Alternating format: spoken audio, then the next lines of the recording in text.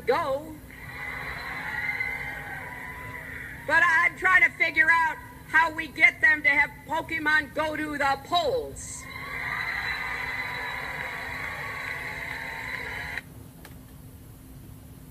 And we're back. This is your boy Truth and at the 1, 2, 3, 4, 5 o'clock shadow. If you're not familiar, please get familiar. And that was presidential candidate hopeful Hillary Clinton using saying a joke about Pokemon Go.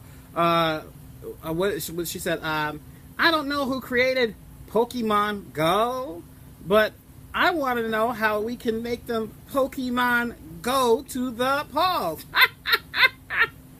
Oh, so horrible, so horrible. But I mean, nonetheless, shout outs to her for she at least tries, even though it's disingenuous. But she at least tries to get people to understand, I guess, or people to like her. So I had my daughter Willow Allison Rose on the show a second ago, but I had to ask her through better judgment to take a break from this section because I'm going to be talking about what happened in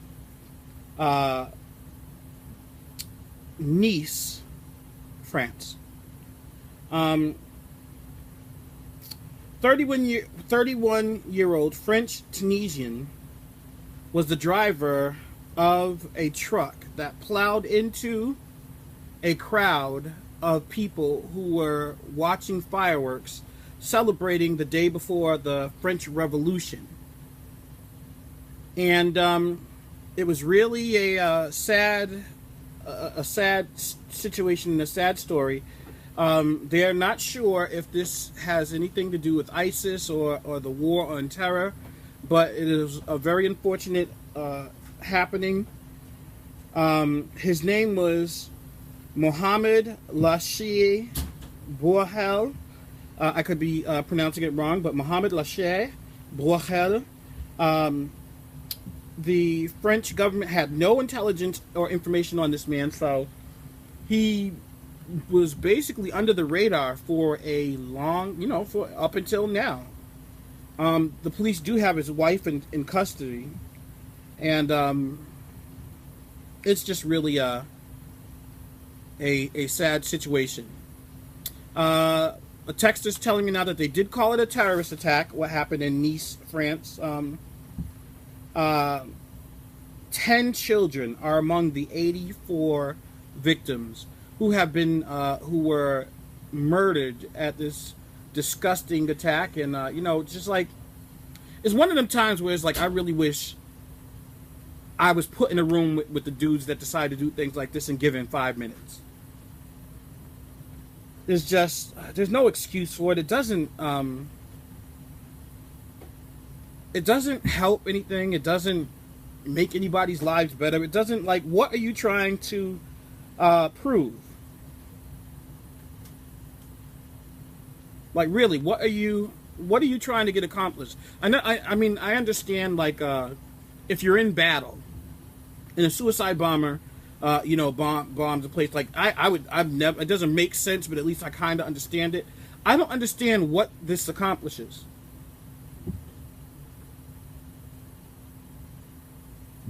I don't understand what is the end game for these people.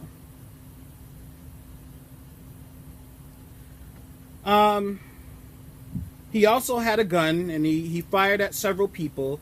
He was killed by police and he died in the passenger seat of the truck that he was driving, that he used to run down a whole bunch of people. It's just like the story. It just shows the disgusting side of people.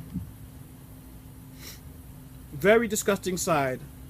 2 Americans were also victims in this heinous attack. A father and a 9-year-old son. Thank you for that information, texter. And it's just, as a Christian, days like this makes it difficult to understand why things like this happen. Yes, there is a reason in the Bible Yes, the Bible explains, and yes, I know as a Christian why things like this happen. But a part of me cries out when things like this happen and says to me, like, man, why is this allowed to happen? And I understand we live in a sinful world and there's sinful people, but 84 people who were watching fireworks, and like I said yesterday, this year for the first time I took my family to Worcester's fireworks, and there was about 8 of us and we were watching the fireworks, and we had blankets out on the grass, and the kids had their little toys and their little neon things.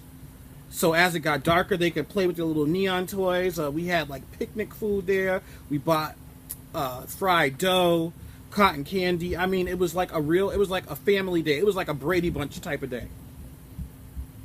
I just aged myself by saying Brady Bunch. If you know who the Brady Bunch is, you are old as can be. If you do not know who Brady Bunch is, feel happy. You are not near death.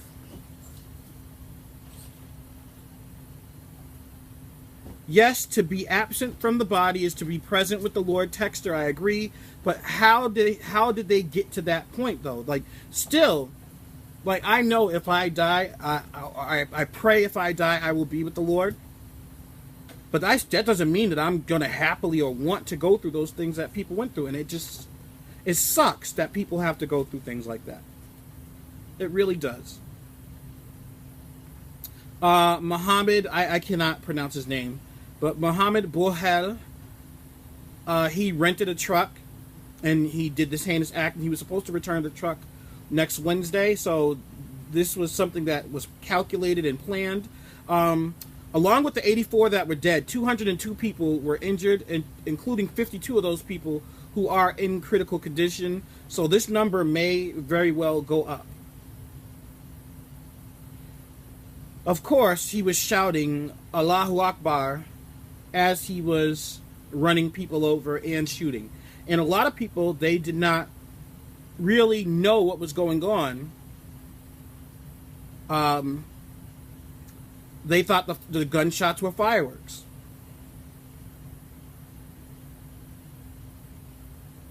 Bouhel was a delivery driver and a father who might have hired the truck on Wednesday in a town near Nice, picking up the vehicle in the hills outside of the city. The news site said Bouhel, I'm going to just pronounce it like that, was not suspected to have been radicalized and did not have a file with the anti-terrorism police. A phone was also found in the truck. The Daily Mail reported that Bouhel, previously known to police for violence and theft.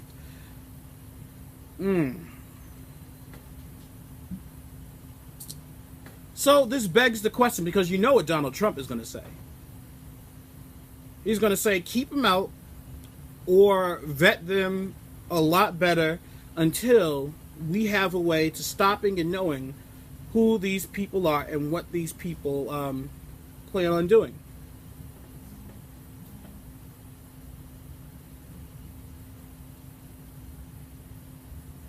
So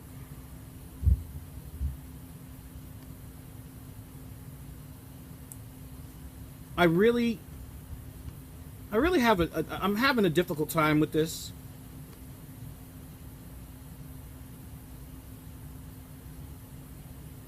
I really don't know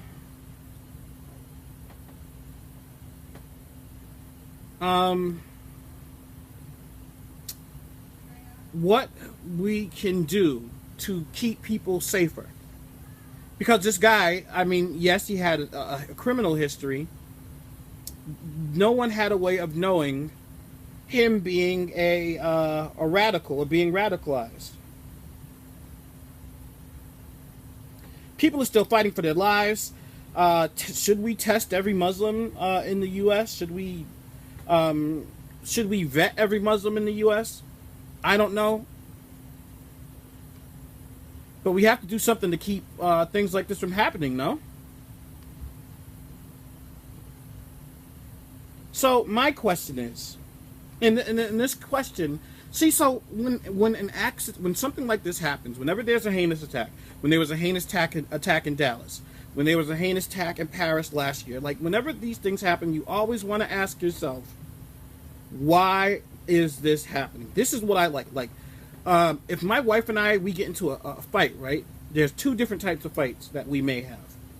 If I've spent a lot of money that I shouldn't have spent and she's mad and she comes in and she's ready for war, I can handle those fights because I know I did something wrong. So it's easy for me to be like, I'm sorry, or not fight back.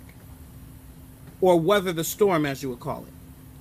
But if we have a fight and I don't know what she's upset about or what caused the fight, those have the potential to being a lot worse because I'm not going to tolerate being attacked or argued with or anything if I didn't do anything wrong. Shout outs to Tom. I hope you're well too. But I don't understand. I really don't understand why, if you get into an argument.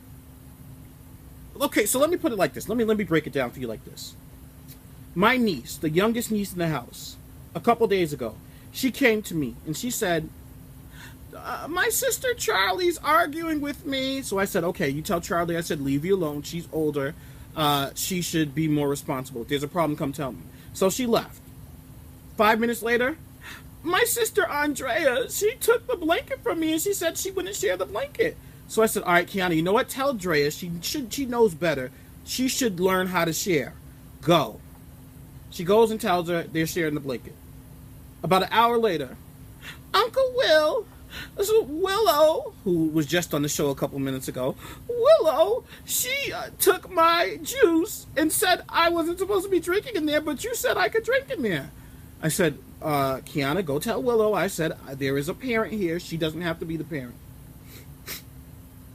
3 minutes later, Uncle Will, little Bill said that that I'm tattling too much, so nobody wants to play with me. Go tell William he's too old for that. Leave you alone. Uncle Will, Sky is being mean to me. She yelled at me. Eventually, I stop and I say, Kiana, why is it you are the common denominator in every single problem?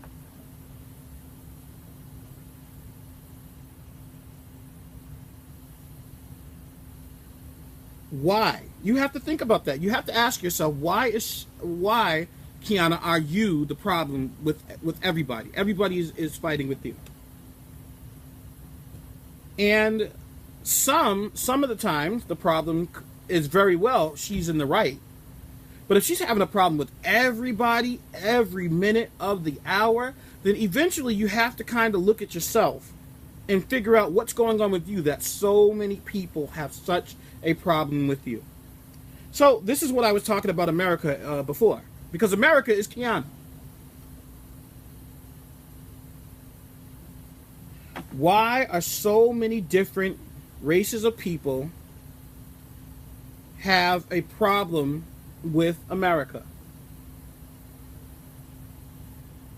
It's really easy to say, oh, because everybody else is evil. You know, the first time it's like, why did Saddam Hussein have a problem with America? Oh, because he's evil. I get it. Okay, I thought he was evil too. The way he treated the people, he's evil. That's right, get him. Then, why does North Korea have a problem with us? Oh, North Korea, you know, they're crazy. They're mad because we're friends with South Korea, something like that. It's just them. They're evil. Okay, fine.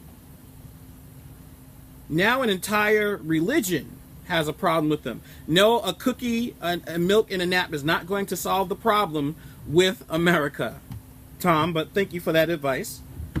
But you have to eventually ask yourself, Americans, why does everybody have a problem with America? Why do black people have a problem with a lot of things that are going on in America? Oh, it's something wrong with them. They just don't like anything. We help them out. We do this. All right, fine. Why do Muslims come here and want to kill everybody? Oh, they're just evil. It's just eventually you have to start saying, are we that kid that has a problem with everybody and we are the common denominator? I think it's a fair statement, and I'm definitely not saying that America is at fault for everything that's happening. But just saying, oh, it's because they're all evil is a cop-out. It really is. So eventually, as Americans, we have to reflect on ourselves and ask why. What are we doing over there in other people's countries and other people's lands that are causing them this much venom towards us? This much venom, not to the point where they just dislike us, but to the point where they have people willing to come over and give their lives just to destroy us or just to cause terror in us. You have to ask why. It's not just some of it could be jealousy. I agree, Texas. It could be jealousy, but I don't think that jealousy could have so many different nations have a problem with us. Russia, China spoke out against us recently. You have to eventually ask yourself, why are all these nations and all these groups and all these people and all these things have a problem with us?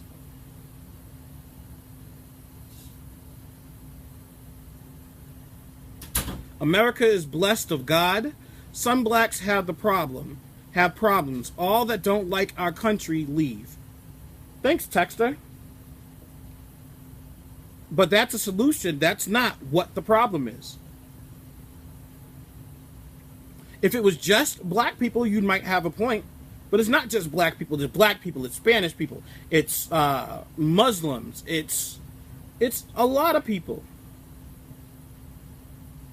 Russians, Koreans, Iranians. Oh, why all of these people have a problem with America? You can't. I remember when 9/11 happened, I was so, gung-ho for it. I was like, yeah, you got a problem with America. There's this song that comes on some Fox News show, and it always tickles me with the way the song starts, because it sounds like a guy in Texas with a big cowboy boots and he's on his horse, and he has a straw in his mouth, and the song goes, "We'll put a boot in your ass. It's the American way." And at one point, I was like, yeah. I was like, all right, let's do it. You got a problem with America? You got a problem with freedom. But then, after so many different other nations have a problem with us, it gets to the point where you start saying, are we doing something wrong? Because when it was my niece, and everybody else had a problem with my niece, I started, at first, I was like, okay, and correcting it, but it eventually got to the point where I said, well, what are you doing? Why does everybody have a problem with you? Why is every point of quarrel started at you? And yes, there are a lot of different reasons. There's a lot of complex issues. But we have to really know, we have to really know, is our government part of a problem? Because if you go to certain other parts of the world, they definitely think that America is the bad guys. And in some parts of the world, rightfully so. This past October, I remember reading it in the news. America thought ISIS was at this hospital. It was a hospital that they were taking care of people who were actually victims of ISIS attacks. And America bombed the whole hospital, killing a whole bunch of people. All over the news, do you think they're saying, oh, the good Americans made a mistake? Nah, they're saying, listen, they are the bad guys. Even though our intentions were right, or intentions arguably were good. But you have to understand that we do not look like the good guys to everybody, so we should really see what's going on that causes other people to really dislike us. And we can't just take their words for it.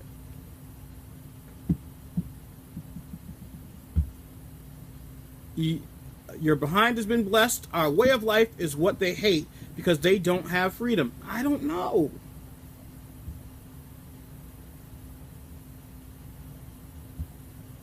Maybe. I mean, maybe. But every other country in the world doesn't have freedom. It's just us.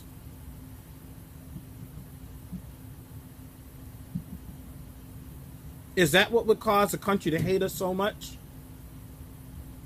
The leaders of those countries are free, at least. If it's even a dictatorship, the leader is free. Why do the leaders of these dictatorship countries hate us? It's all, it's all. So this is the problem that I have with some logical thinking Americans.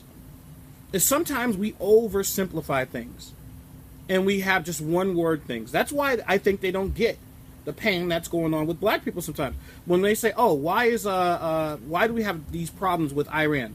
Oh, they're just mad because we're free. No, then that's not. I mean, that might be part of it. They hate the way we live, maybe, but that's not the reason why they want to make atomic bombs and want to make sure if we go to war with them that they'll be able to destroy us. That's not why. Why does every country outside of the U.S. have a problem with the U.S. is the question. Yes, we do have allies. Yes, we do have friends. But like I said, with my niece, when she tells me, this one's bothering me, this one's teasing me, this one's doing this, me and this one are fighting, eventually I have to say, well, why are you the common denominator in every problem with all these people? In the same way, as an American, we have to say, why are we the ones at the receiving end of hate from so many other different types of nations? We have to ask that question. I have no problem being in America. I love being an American. As a matter of fact, this show is about love. I love everybody. I don't hate police. I don't hate. I don't preach hate. I don't speak out of hating anybody or any kind. But you do have to ask yourself, why does every nation out there hate us the way they do? Why is North Korea seeming every other day declaring war on us? Oh, we're going to get you, Americans. Is it because the leader of North Korea sees that we're free? I don't think that's it. To garner that much hate? I have a neighbor, right? And my neighbor, he drives a Mazda. He has a nice house, a big house. His bicycle alone costs $1,500, and he has one that costs even much more than that. And he rides a bike like he's Lance Armstrong.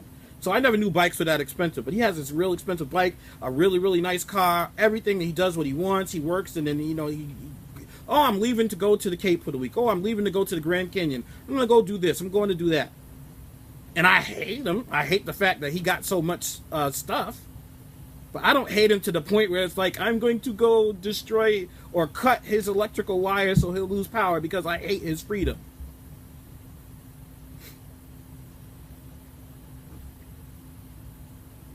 Talking about, okay, that might be it as well. Texter, when you're on top, everybody wants that number one spot. I understand it. I get it. And I don't think that's necessarily wrong either. But some of these countries are not, like, what is on top? Because America's not the top in, we're not the top in education. We're not the top in finances. We owe a lot of people money. We owe China money.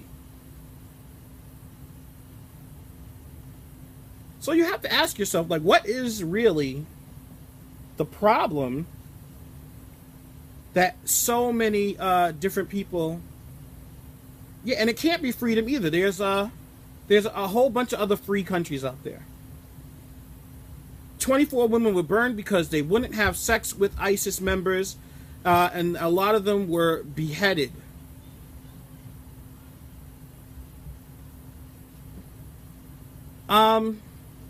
Okay, that's bad, and that makes ISIS, a terrorist organization, a bad organization.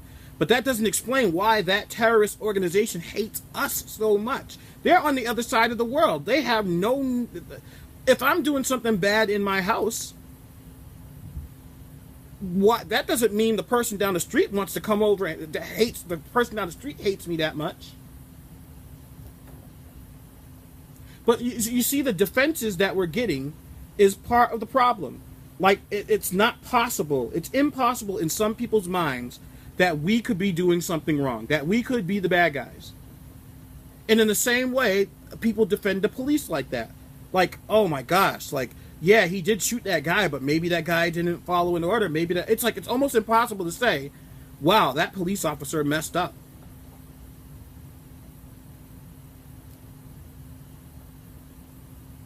And it's not always extremes either. Sometimes it is sometimes there a lot of officers show restraint. I saw this video today where this one guy, it was in New York, and this guy was cursing this police officer out because they had someone stop. And the guy was like, yeah, I'm recording this because I'm afraid what you mother fathers are going to do. And the dude was like, the officer was like, we're just trying to do our job. And he was like, shut up, you sound stupid. You sound like an imbecile. Like, if the guy was talking to me like that and I was a cop, he would have been, listen, it would have been one of them videos. African-American man, Officer Truth, goes off on pedestrian because he was running his daggone mouth too much. That's why I said I can't be a police officer. And those officers did a great job of handling that. They kept their cool. They left as soon as they were done doing what they had to do. They maintained safety. That was it. But that doesn't mean that every single cop that does something, it has to be defended.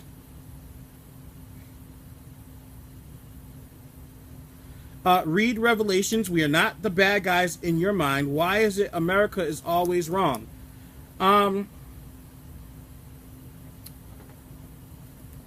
I don't know where. So, if for all you theologians out there, this is a question. This is a good question. Where did in the Bible was America mentioned, and was it saying that America? This is how arrogant Americans are. Like, Americans are so arrogant. Like the word America was not in the Bible, but yet we know we God's chosen nation. That's how we get down. It's an arrogance problem. Americans are so arrogant that some think that every single police officer is Satan himself, and some think that every single police officer is good, and if you get beaten up by the cops, then you shouldn't have resisted. If you get tased by the cops, then even though you're tased and you're being electrocuted to the point where you can't move, you should be putting your hands behind your back or they should tase you longer. It's like the arrogance of people who think they know so much, I think, is one of the problems. And we don't ask the full questions. We don't get the full understandings. We just want to argue from a point of view that makes us right. So I ask, why is it that all of these countries and all these groups and all these, and it's not like ISIS is the only one. Al-Qaeda hates us. Osama bin Laden's son a couple of days ago just announced that, look, America's going to pay for what they did. Like, why all these people got a problem with us? They don't want our land because they haven't came here and attacked and tried to like overthrow us, take us.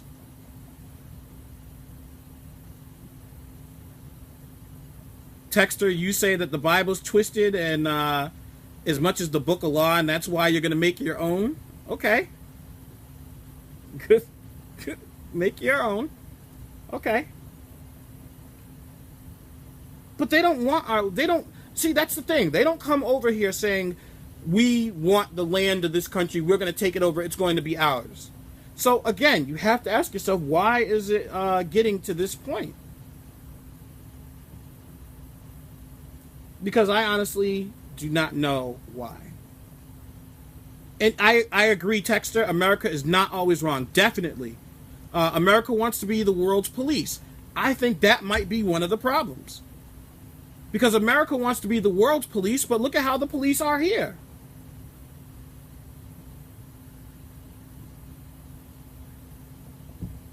Like, just saying the word police when they're not perfect. They're not, like, I'd say if you could grade police overall, give them an overall grade in this country right now, I'd give them probably a C. Not quite a C+, probably a C. There's a lot of things that the police could be doing better. For example, yes, the police do a lot of good stuff for people, but they don't really outreach enough to they don't, it's almost like they don't care. They're arrogant to the point where they don't care if they have the public's support or not, so they don't try to do all that stuff. They know every day a new videos being posted on Facebook or Twitter of an officer beating a black person up. Yet they don't post any videos of the good things they do. You know why? They're too arrogant. They don't think it's necessary.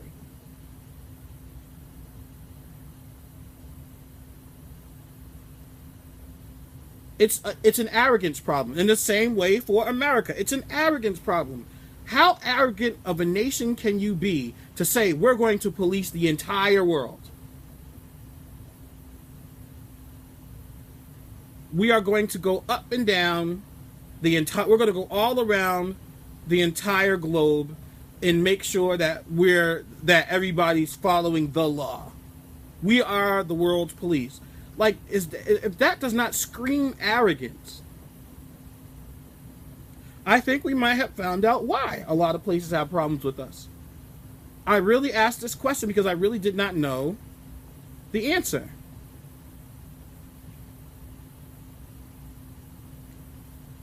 And no, Texter, I am not a slave.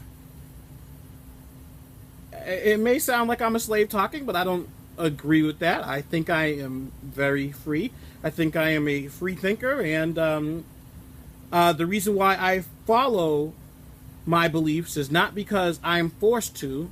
I follow them because I believe, I have faith in them. I really do.